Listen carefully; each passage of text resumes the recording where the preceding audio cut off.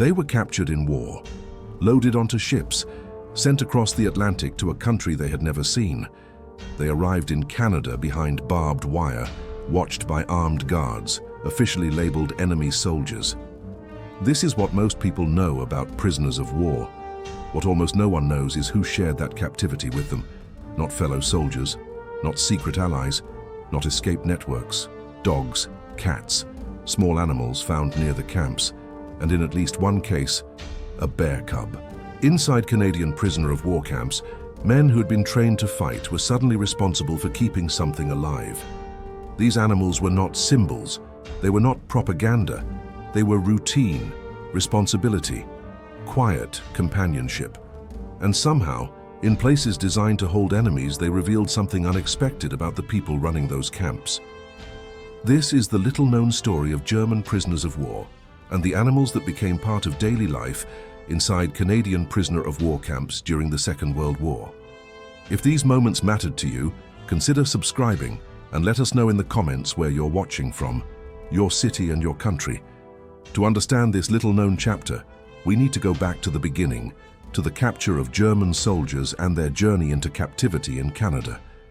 The capture happened in different ways in different places, across different years of the war. Some were taken in North Africa, where the desert campaigns produced thousands of German prisoners after battles that stretched across sand and heat. The Afrika Korps, once a formidable force under Rommel, dissolved into columns of surrendering men after defeats at El Alamein and in Tunisia. Others surrendered in Italy and France, in the waters of the Atlantic where U-boats surfaced for the last time, their commanders making the calculated decision that survival was preferable to death in the depths. The moment of capture was rarely dramatic. There were no cinematic surrenders, no grand gestures. Most often it was simply the point where fighting stopped and waiting began. Weapons were laid down, hands were raised. Men who had been soldiers became prisoners in the space of a few words, a few movements. What followed was a journey none of them had anticipated. Britain, facing the very real threat of German invasion in 1940, made a strategic decision that would shape the war's conduct for years to come. Prisoners of war would be sent across the Atlantic, away from the European theatre, away from any possibility of liberation by advancing German forces, away from the pressures that a large captive population would place on an island nation already straining under wartime rationing and the constant threat of bombing. Canada, vast and distant, became the destination. The Dominion had space Britain lacked. It had resources. It had distance from the fighting. Between 1939 and 1947, Canada would hold, at its peak, approximately 35,000 prisoners of war. Some were German and Italian civilian internees, enemy merchant seamen whose ships had been seized in port. But the majority were German combatants, men who had fought in Wehrmacht or Kriegsmarine uniforms and now found themselves being shipped to a country most could not locate on a map. The ocean crossing was long. Ships departed from British ports under heavy escort, joining convoys that moved slowly across the North Atlantic. The journey could take 2 weeks, sometimes longer, if weather forced detours or if submarine threats required evasive routing. Men who had fought in deserts and mountains now spent weeks below deck in crowded holds that smelled of salt water and diesel fuel and too many bodies in too small a space. Through portholes, when they were allowed above deck, they watched the Atlantic pass. The water was grey, cold, nothing like the Mediterranean. Storm swells made many sick. The horizon stretched endlessly. For prisoners who had grown up in Central Europe, in landlocked regions where the sea was a distant concept, this endless water became the physical manifestation of how far they were being taken. Europe disappeared behind them. Ahead lay a country most had only read about in books, a place of frontier stories and wilderness, of forests and cold, of vast distances between settlements. The romantic image of Canada, built by adventure novels, bore little resemblance to what they would encounter, but they did not know that yet.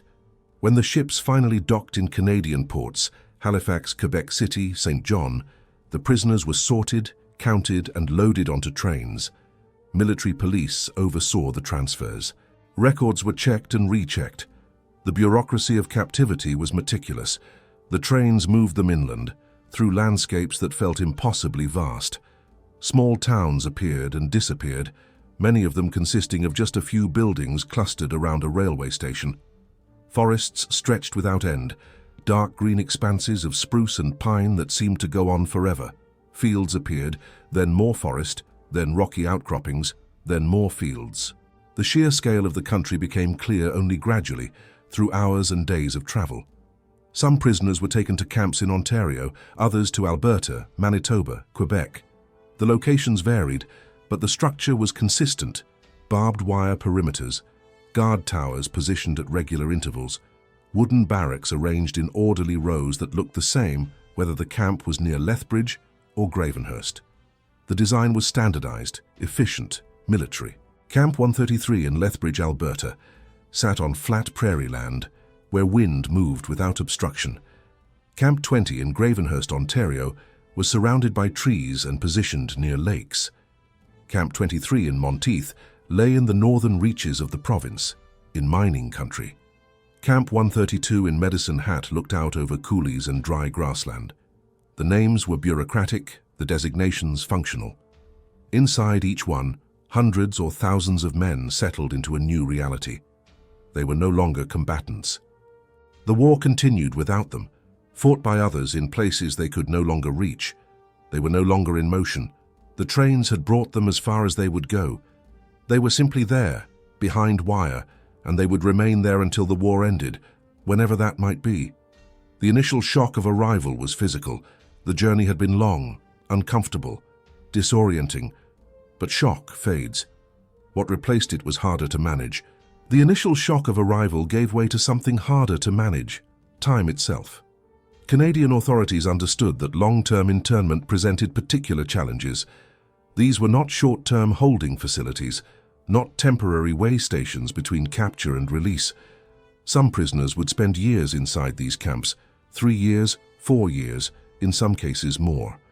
They were removed from the war, removed from their families, removed from any sense of purpose beyond survival. The physical conditions were adequate by the standards of the Geneva Conventions. Shelters were heated through Canadian winters. Food was provided in quantities sufficient to maintain health, supplemented by Red Cross parcels. Medical care was available through camp infirmaries staffed by prisoner doctors and supervised by Canadian medical officers. But adequacy did not address the deeper problem. Boredom became a force in itself, a presence as real as the barbed wire. Days began to repeat with mechanical precision. Roll call at the same hour each morning, prisoners standing in formation while guards counted and recounted. Meals served at fixed times, the menus rotating through a predictable cycle. Work details assigned according to roster: kitchen duty, maintenance, snow removal in winter, groundskeeping in summer, free time allocated in measured blocks, lights out enforced at a specific hour, the barracks going dark on schedule. The rhythm was unvarying, and the weeks blurred together. Monday looked like Tuesday looked like Wednesday. One month folded into the next with no clear markers to distinguish them. Some prisoners kept calendars, marking off days with careful precision, as if tracking their progress through captivity would somehow make it more bearable. Others stopped counting, finding that the accumulation of crossed-off days was more depressing than ignorance. Men who had been trained for action, for movement, for decision-making under pressure now faced long stretches of enforced idleness. Soldiers were built for doing. Captivity required not doing. The psychological adjustment was profound. Some adapted better than others. Some found ways to occupy themselves. Others retreated inward, becoming quiet, withdrawn, hollowed out by the monotony. Letters from home arrived irregularly, routed through military censors and international mail systems that were disrupted by ongoing combat. A letter might take 3 months to arrive, sometimes longer. When it did arrive, the news it contained was already old. A birth announced in a letter received in April might have occurred in January. A death might have happened months before the notification reached the prisoner who needed to grieve it. The disconnection from family, from the progression of normal life, created a strange temporal displacement. Prisoners existed in a kind of suspended present, unable to fully participate in the past they had left behind, or the future they could not yet reach. News of the war filtered through slowly, often censored, always incomplete. Canadian authorities permitted newspapers in the camps, but articles about military operations were redacted. Radio broadcasts were monitored. Prisoners developed networks for sharing information. Rumors that passed from barracks to barracks, some based on truth, others purely speculative. The Germans are retreating in Russia. The Allies have landed in France. Hamburg has been bombed. Each piece of news generated intense discussion, arguments about what it meant, whether it could be trusted, what it implied for the war's outcome. The future remained uncertain in ways that made planning impossible. Would Germany win? The possibility seemed increasingly unlikely as the war progressed, but it was not impossible. Would the Allies win? And if they did, what would happen to prisoners? Would they be held indefinitely? Would they be sent home to a defeated Germany? What would they find when they got there? Would their cities still be standing? Would their families be alive? No one could answer these questions, so the questions simply sat, unresolved, adding weight to the days. To combat this erosion of morale, camp authorities permitted, and in many cases actively encouraged, structured activities. The approach was pragmatic, not generous.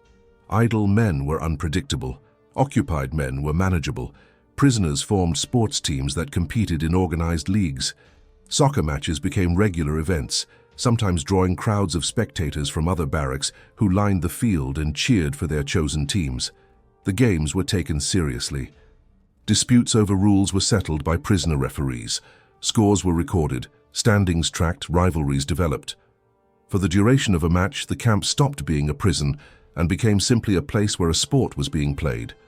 Orchestras assembled, instruments provided through international aid organizations, particularly the War Prisoners' Aid of the YMCA. Men who had been musicians before the war, professionals, amateurs, students, found each other and began rehearsing. Classical pieces, popular songs, compositions written by prisoners themselves. Concerts were held in camp halls, prisoners sitting in rows while the orchestra performed. For those hours, the music created a space separate from captivity.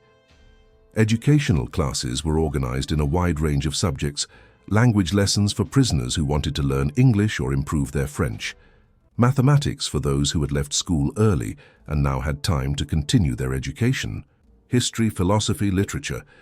Some prisoners studied subjects they hoped might be useful after the war, whenever that came. Others simply wanted something to occupy their minds, something that required concentration and effort. Theatrical productions were mounted, complete with costumes stitched from available materials and sets built from scrap wood and salvaged supplies. Prisoners wrote scripts, held auditions, rehearsed in barracks or outdoor spaces. The performances drew large audiences. The camps had no shortage of time, and theatre provided both entertainment and a creative outlet for men who needed something to create. Handicrafts became popular across almost all the camps. Intricate carvings made from wood scavenged during work details. Model ships built from scraps, detailed and accurate. Leatherwork when materials could be obtained. Metalwork fashioned from salvaged tin. These objects were sometimes traded among prisoners, creating an internal economy.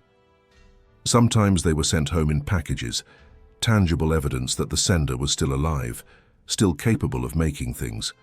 Sometimes they were given to guards as gifts, small gestures that acknowledged daily interactions, attempts to build relationships that were professional if not friendly. The Canadian authorities observed all of this with a pragmatic eye. The activities were not acts of kindness, though individual guards might have felt kindness toward individual prisoners. They were components of order, pieces of a system designed to maintain stability. A camp where prisoners had outlets for their energy was a camp less likely to experience unrest, escape attempts, or the kind of violence that could erupt when too many men were confined in too small a space with nothing to do. Discipline was maintained not through harshness, but through consistency. Rules existed, clearly defined, and they were enforced uniformly. Inspections were regular and thorough. Infractions were punished, but punishments were proportional and predictable. A prisoner who broke a rule knew what the consequence would be. There was no arbitrariness, no cruelty for its own sake. The structure itself became the stabilizing force. Men adapted to it, found their places within it, learned how to navigate it. The Canadian approach was not permissive, it was firm. But it was also fair, and that fairness created an environment where prisoners understood the boundaries and mostly chose to operate within them. And within that structure, maintained with military precision and pragmatic judgment, something unexpected began to happen. It is unclear exactly when the first dog appeared or which camp it was in, or whether it was invited or simply arrived. The records do not document the moment. Official reports from camp commandants to military headquarters focused on security, on discipline, on the logistics of feeding and housing thousands of men. Animals, when they appeared, were not considered significant enough to report. What the records do show, through photographs and letters, and the occasional passing mention in inspection notes, is that at some point, perhaps early, perhaps gradually, animals began to live inside the wire alongside the men. Dogs primarily, cats as well. Small creatures that somehow found their way into spaces designed to hold men and nothing else. Some of these animals wandered in on their own. A stray dog, perhaps drawn by the smell of food from the camp kitchens, or simply following its nose through an opening in the perimeter, would slip through a gap in the fence or walk through a gate left momentarily unguarded. If the dog was friendly, if it approached prisoners without aggression, if it did not cause problems or disturb the camp routine, it might stay. Prisoners would begin feeding it scraps from meals, setting aside portions that would otherwise be discarded. Within days, the dog would have a name.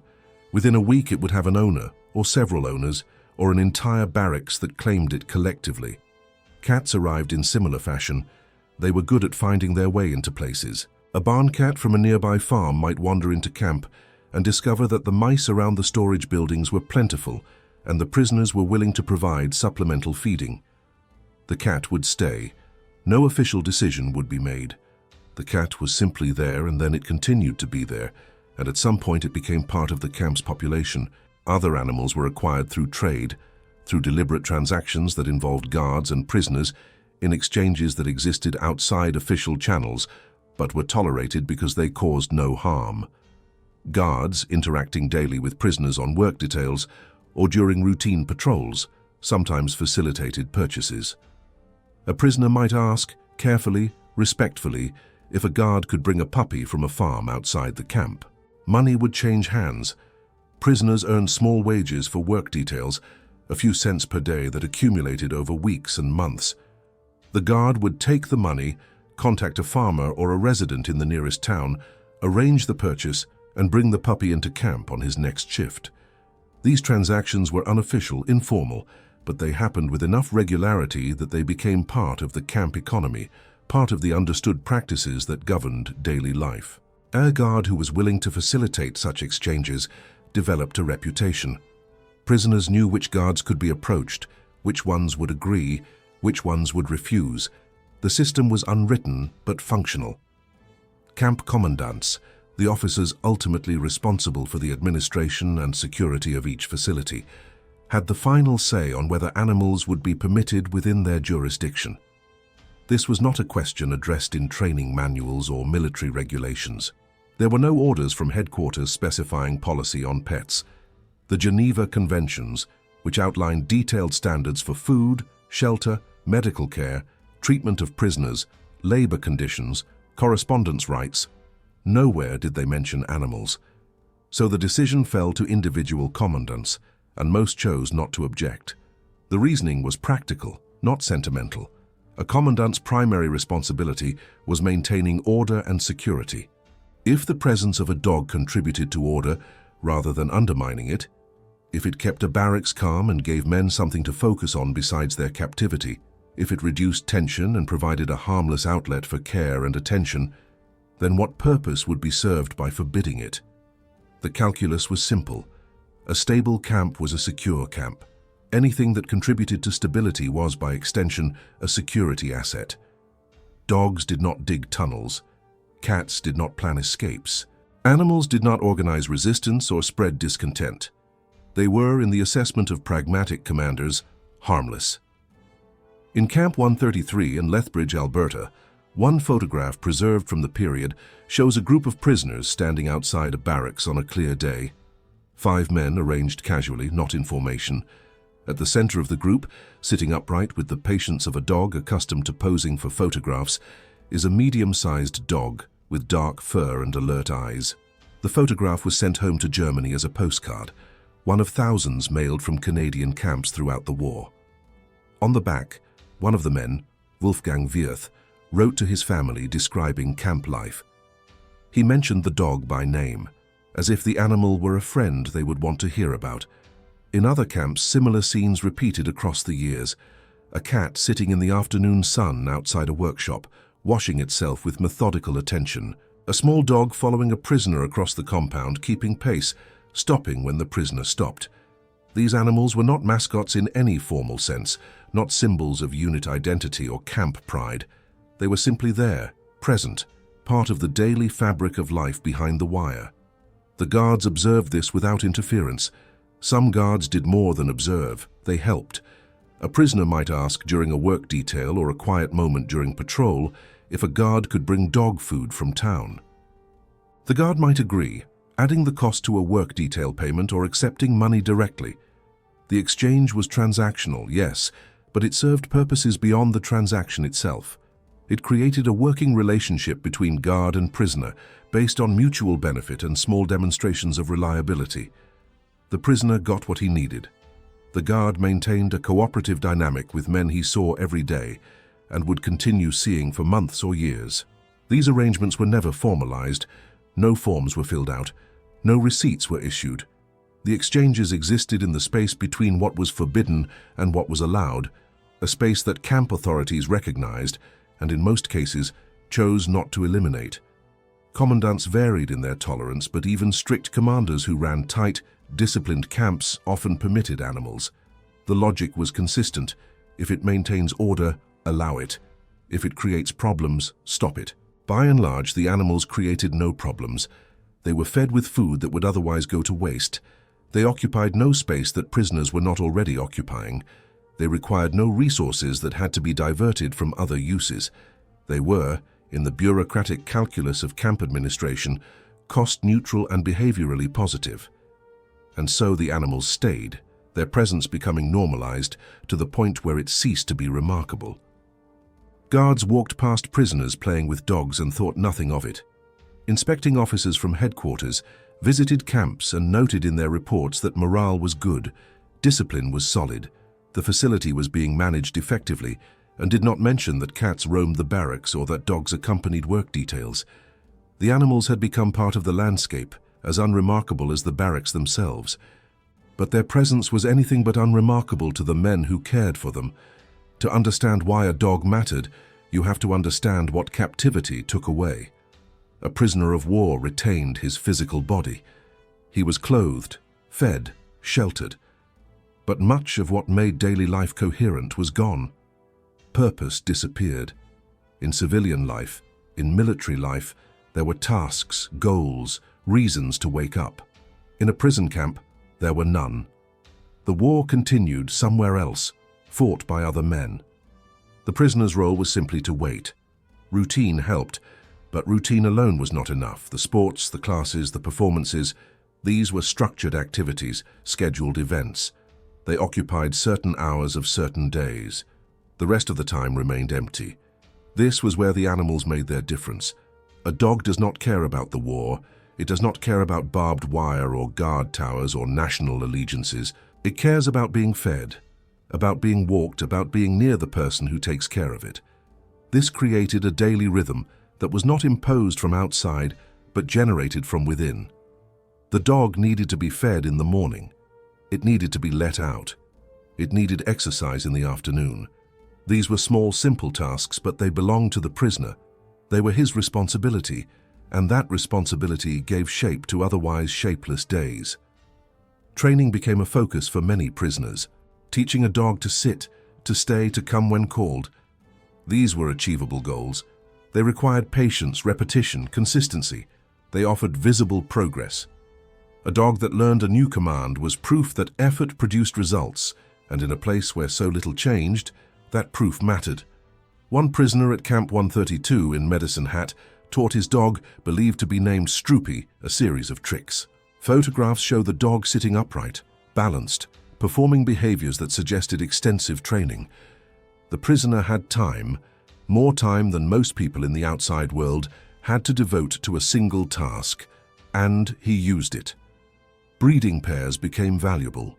If a prisoner had both a male and a female dog, and if they produced puppies, those puppies could be sold or traded to other prisoners. Camp newspapers occasionally carried advertisements. Puppies for sale, see Barracks 7. Another advertisement in the same camp newspaper asked, "Have you seen my hamster?" The casual tone of these notices suggested that animals had become normalized, unremarkable, part of the everyday economy of the camp. The Canadian authorities, observing this, recognized something important. Men who had responsibilities were less likely to spiral into despair. A prisoner who woke up because his dog needed feeding was a prisoner who had a reason to wake up. A prisoner who spent his afternoon training a cat to come when called was a prisoner who was not plotting an escape or falling into the kind of deep, corrosive boredom that led to violence or self-harm. This was not kindness in the sentimental sense. It was management, but it was management that acknowledged the humanity of the men being managed. The Canadian approach did not rely on breaking prisoners down. It relied on keeping them stable. And stability in this case included allowing them to care for something beyond themselves. The animals served another function as well. They created moments of normalcy. A man walking his dog across a compound looked for a moment like a man walking his dog anywhere. The barbed wire was still there, the guards were still there, but the act itself was ordinary, domestic, human. It was a fragment of the life these men had left behind, the life they hoped to return to when the war ended. No official Canadian policy mandated this. No directive ordered camp commandants to allow pets for psychological stability, but the practical result was the same. Order was maintained. Morale, while never high, remained manageable. The dogs and cats were not the only animals that found their way into the camps. As prisoners settled into their internment, some began to take an interest in the wildlife around them. Canada's native animals were, for many German prisoners, entirely new. Men who had grown up in urban Germany or rural farmland found themselves in proximity to species they had only read about. Squirrels, gophers, raccoons, skunks. These animals moved freely around the camps, sometimes entering the wire, sometimes approaching the barracks. Birds nested in the eaves of buildings. Small creatures burrowed under fences. For prisoners with time and curiosity, these animals became subjects of interest. At some camps, prisoners began capturing and keeping wild animals. A raccoon caught near the camp perimeter might be placed in a cage built from scrap wood. A squirrel, lured with food, might become tame enough to take nuts from a prisoner's hand. Photographs from Lethbridge and Osada show raccoons sitting in elaborate enclosures, structures clearly built with care and considerable effort. To the Canadian guards, these animals were mundane. Raccoons were common, sometimes considered pests, but to the prisoners, they were exotic. A man who had spent his entire life in Germany had no frame of reference for a raccoon. The animal's appearance, its behavior, its habits, all of this was new. Capturing one and keeping it was not just a way to pass time. It was a way to engage with something unfamiliar, something that broke the monotony of camp life. In some camps, these individual efforts expanded into collective projects. Prisoners organized lager zoos, camp zoos. These were not professional facilities. They were collections of cages and enclosures, built by prisoners, housing whatever animals could be obtained. At Camp 20 in Gravenhurst, Ontario, prisoners constructed an elaborate zoo that included, among other animals, a monkey. The monkey had been brought from North Africa or acquired during the voyage to Canada. The records are not entirely clear. What is clear is that prisoners cared for it, built housing for it, and maintained it as part of the camp's zoo. The prisoners also reached out to international aid organizations for help expanding these collections. The War Prisoners' Aid, an arm of the YMCA that provided educational materials and recreational supplies to prison camps worldwide, sometimes assisted in acquiring animals. At Camp 30 in Bowmanville, Ontario, prisoners pooled their money and, with the organization's help, purchased a small alligator. These requests were unusual, but they were taken seriously.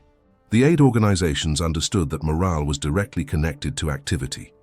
If prisoners wanted to build a zoo, and if that project kept them engaged and occupied, then facilitating it served the broader goal of stability.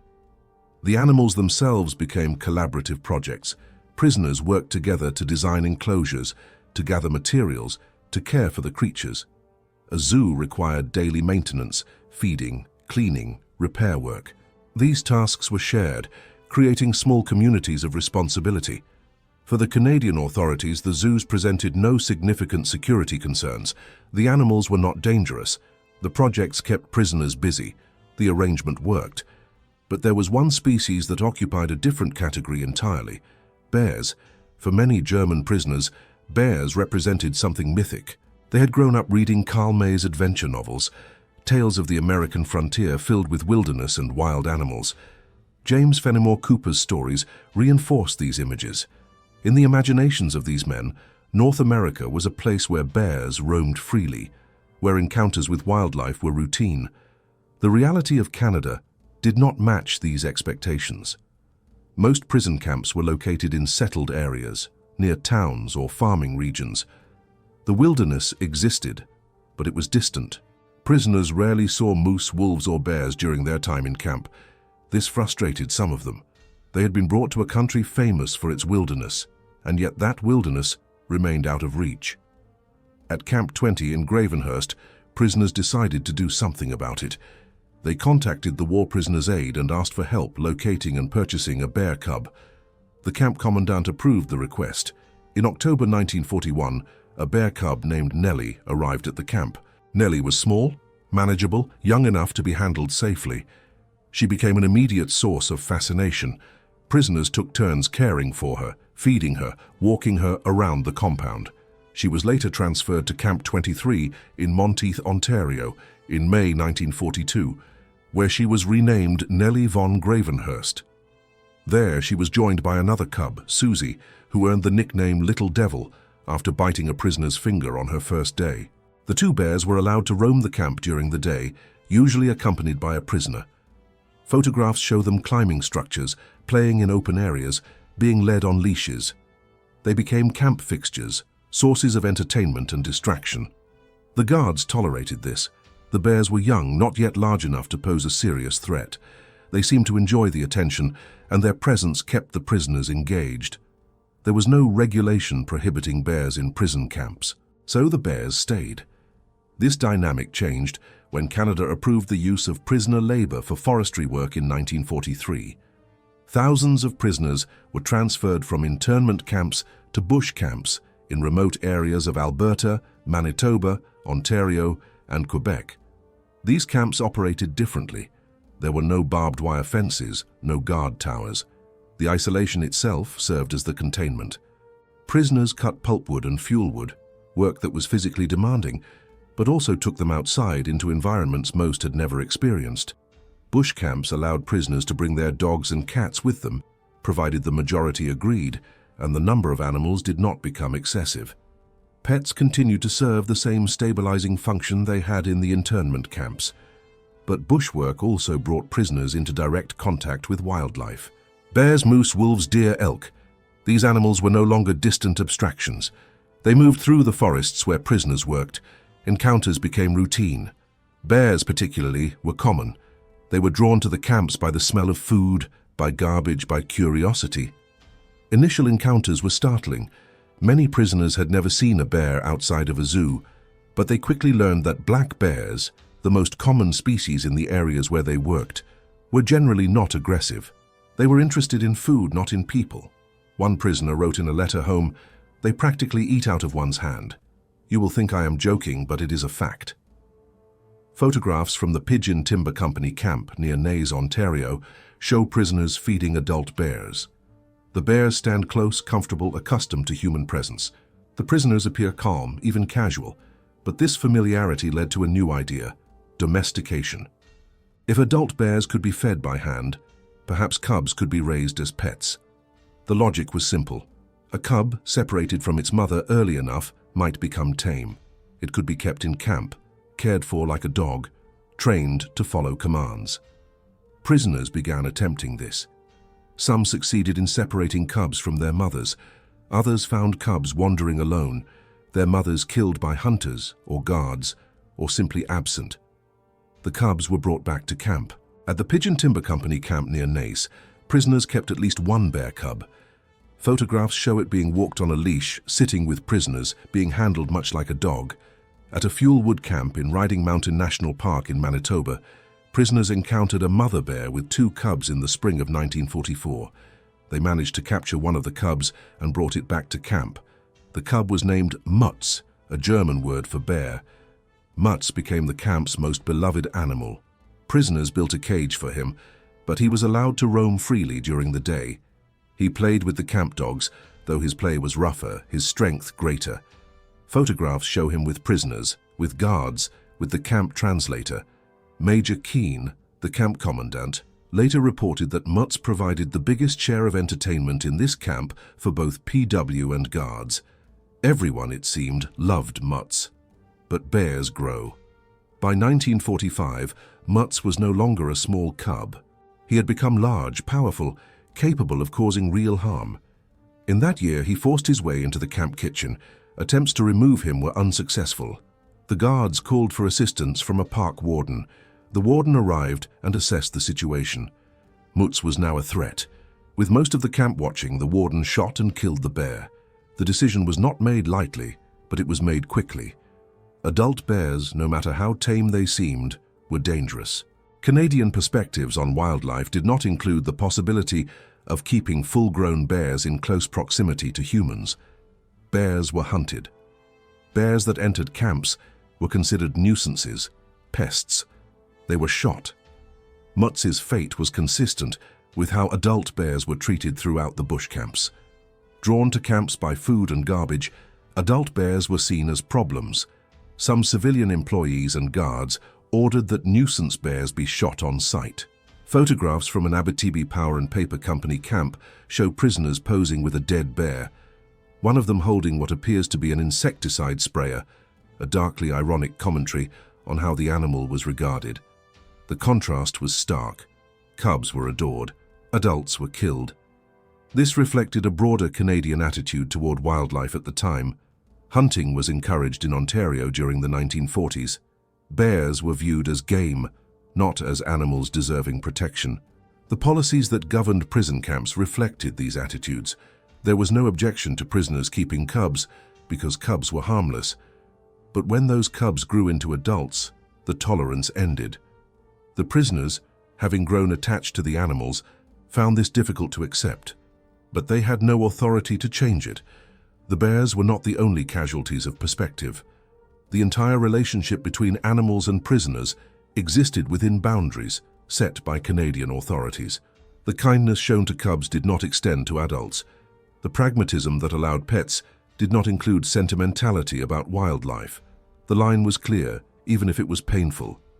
The relationship between guards and prisoners was never simple. These were men on opposite sides of a war, assigned roles that placed them in positions of control and subordination. The guards were responsible for maintaining security, for preventing escapes, for ensuring that the camp operated according to regulations. The prisoners were required to follow orders, to remain within the wire, to accept their status as captives. But within that framework, something more complex developed. Daily interaction created familiarity. Guards and prisoners saw each other every day, for months, sometimes for years. They worked together on details, repairing buildings, maintaining grounds, managing supplies. They spoke, if only in brief exchanges. They observed each other's routines. The animals became part of this dynamic. A guard might notice a prisoner training a dog. He might stop, watch for a moment, comment on the dog's progress. The exchange would be brief, professional, but it was an exchange. It acknowledged the prisoner as a person engaged in an activity, not just as a body to be supervised. Another guard might bring a bag of dog food into camp, purchased at a prisoner's request. The transaction was practical. The prisoner paid for the food. The guard facilitated the purchase, but it required a level of trust. The prisoner had to believe the guard would follow through. The guard had to believe the prisoner would use the money honestly. These small interactions accumulated over time. They did not erase the fundamental inequality of the situation. The guards still held power. The prisoners were still captive. But the relationship became less abstract, more personal. One photograph from Camp 133 in Lethbridge shows a prisoner standing with a dog, surrounded by other prisoners. The photograph was sent home to Germany. On the back, the prisoner identified everyone in the image, including the dog. He did not mention the guard who took the photograph, but someone had to have taken it. That person was likely a guard, asked by the prisoner to help document a moment. The request was small, the action simple, but it suggested a degree of mutual respect. Respect, however, did not mean friendship. There is no evidence that guards and prisoners became friends in any meaningful sense. The power imbalance made that impossible. A guard could deny a privilege, impose a punishment, alter a prisoner's conditions. A prisoner had no equivalent leverage. The relationship was fundamentally unequal, and both sides understood this. But respect was possible. A guard could treat a prisoner fairly, consistently, without cruelty. A prisoner could comply with rules without resentment, understanding that the guard was also performing a role. The animals facilitated this respect in indirect ways. A guard who saw a prisoner caring for a dog saw evidence of responsibility, of gentleness, of ordinary human behavior. It became harder to view that prisoner solely as an enemy when you watched him patiently teaching a dog to fetch. Similarly, a prisoner who received help from a guard, a favor granted, a request honored, saw evidence that not all authority was arbitrary or harsh. The guard became a person, not just a uniform. This did not change the structure of the camp. It did not alter the fact of captivity, but it made the day-to-day reality more bearable for both sides. The Canadian approach to managing prisoners relied on this kind of stability. The system worked not because it was lenient, but because it was consistent. Rules were applied uniformly. Requests were considered on their merits. Punishments were proportional. The result was an environment where prisoners knew what to expect. That predictability reduced tension. It allowed routines to develop, including routines that involved animals. When the war ended, the camps began to close. Repatriation started slowly. Prisoners were processed, their paperwork reviewed, their destinations confirmed. Some returned to Germany immediately. Others remained in Canada for months, waiting for transport to become available or for situations in Europe to stabilize. As the camps emptied, the question of what to do with the animals became urgent. Prisoners were not allowed to bring their pets with them. The regulations were clear. Personal belongings could be taken within strict limits, but animals could not. For men who had spent years caring for dogs, cats, birds, and other creatures, this was a painful reality. Some prisoners simply released their animals. Dogs and cats were let go outside the wire, left to find their way in the countryside surrounding the camps. Whether these animals survived is unknown. Some likely did, others probably did not. Native species, squirrels, gophers, birds, were released from their cages and set free. These animals, having been kept in captivity, may have struggled to readapt to the wild. But there was no alternative. They could not be transported. At Camp 23 in Monteith, prisoners arranged for Nellie's release. They lured her out from beneath a camp building using a container of honey, loaded her onto a truck, and drove her into the forest. There they left her. One prisoner later recalled the sad look she gave them as they drove away. Whether Nellie survived in the wild after years in captivity is not recorded. Other animals were given away. Some camp commandants, recognizing that prisoners had formed attachments to their pets, arranged for adoption events. At Camp 133 in Lethbridge, the commandant organized a gathering where local residents could adopt dogs and cats from the closing camp. Prisoners handed over their animals to strangers, knowing they would never see them again. Guards sometimes adopted animals as well. A dog that had been part of a camp's daily life for years might be taken home by a guard who had grown fond of it. These adoptions were informal, personal decisions, not official transfers. Some of the more exotic animals were donated to institutions.